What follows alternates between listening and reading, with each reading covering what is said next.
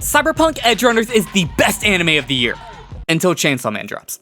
And if you don't count Arcane as an anime. It's just so fucking good, and it's rare for me to sit back and need a breather to reflect on what I just saw. It's one of those moments where you look back at the entire journey, which albeit wasn't that long, and you eventually reach that ending again. Every time the emotions well up. It's rare for me to feel like I need to step away from my computer and not just tell someone about it, but to physically show someone why it is that I'm so enraptured by this thing. So let me show you.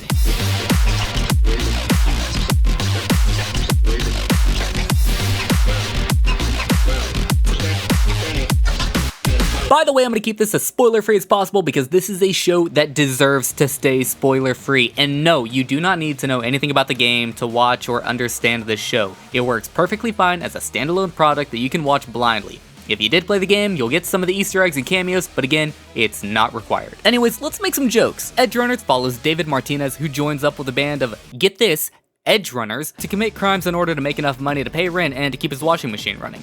That's the most I could say about the story without getting into spoiler territory. It was made by Trigger, and they've worked on a bunch of legendary projects, but honestly, I don't know if I'd say they were the perfect choice for this show. They were for sure a very solid pick, especially in the action sequences where their style of animation pulls through amazingly. In fact, since Yo Yoshinari worked on the character designs, if you're interested in that discussion, he also did a video on the Netflix anime channel where he did a speed drawing of David and Lucy while explaining how he worked on their designs. There's just so much love and detail put into this. Arcane, and now Edgerunners, have practically defined what it means to make an adaptation of a video game property into another medium. They're masterclasses of how to properly build a world and characters without feeling the need to over-explain or constantly be referencing things as a cheap form of fan service to the audience. There is very clear effort put in all aspects of the show, from the choreography to the cinematography to the character designs and interpersonal relationships they explore, and god damn, the animation is clean, like, damn!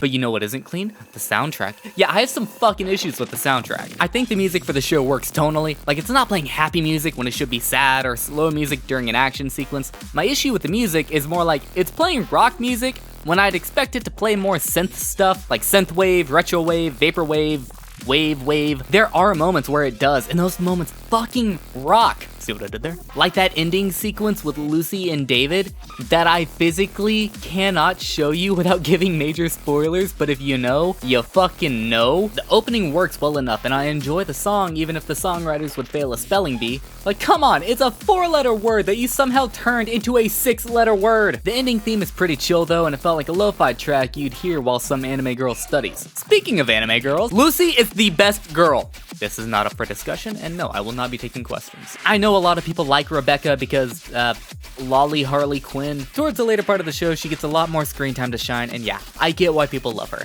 I just more closely relate to the relationship between David and Lucy, so I'm more emotionally drawn to Lucy, which isn't anything against Rebecca, so at least it's not fucking Kiwi. Also, to quickly define David as a character, he's Cyberpunk Midoriya. That's it. He's Midoriya from My Hero, but with technology providing the power instead of hair. Like, is no one gonna talk about how weird that concept is in theory? You want my power? Take my DNA. I don't know, man. It sounds like a setup to a bad doujinshi. Where was I?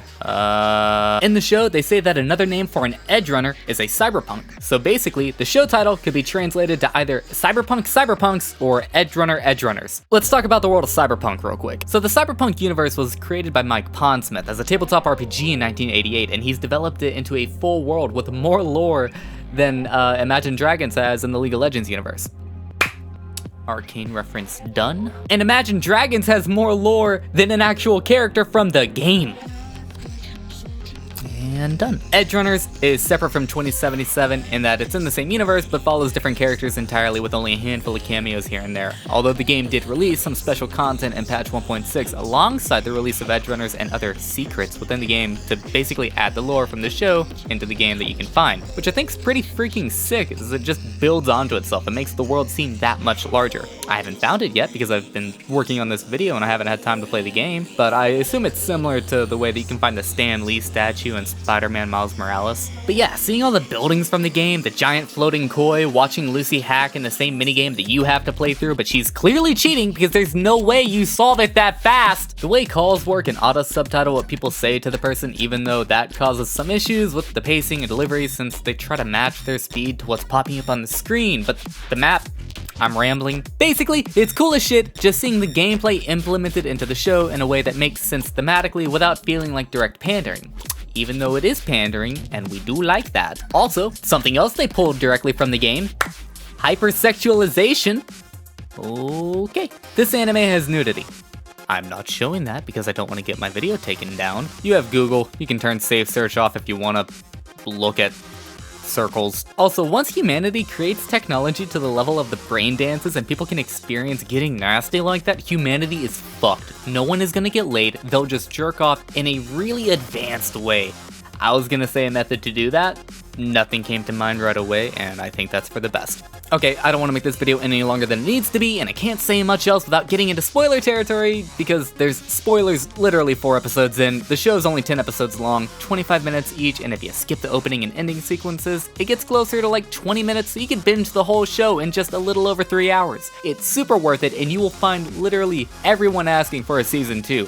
I don't think that's a good idea. Don't get me wrong, I love the show, I think it's phenomenal, and I could see a couple different ways of how they would do that, but at the same time, it's such a compact, perfectly concentrated story that any extension to it, forwards or backwards, would only clutter it. I could see them doing another story, same universe, but different characters to follow. In fact, there's a lot of room in the Cyberpunk universe for that. The story follows more closely to the Street Kid's starting path in the game, and going off that logic, that would leave Corpo and Nomad left, both of which could have their own super interesting stories. We barely grazed the Corpo side and didn't even touch on the Nomad side, so there's plenty of room to work with, and I'd be down for more, partially because I'm personally in love with the cyberpunk synthwave aesthetic, but also because I love getting to watch animation by Trigger. So whatever happens in the future, you still have a dream to stick around for.